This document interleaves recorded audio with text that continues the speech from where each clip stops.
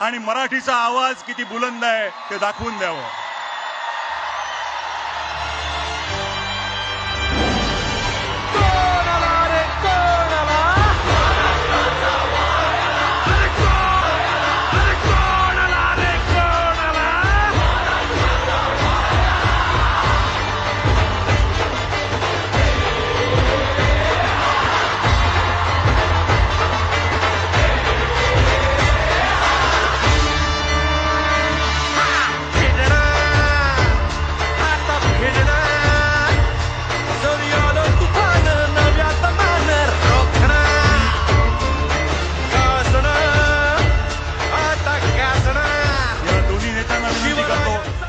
की त्यांनी छत्रपती शिवाजी महाराजांचा पुतळ्याला पुष्पहार अर्पण करावा आणि या कार्यक्रमाचे औपचारिक सुरुवात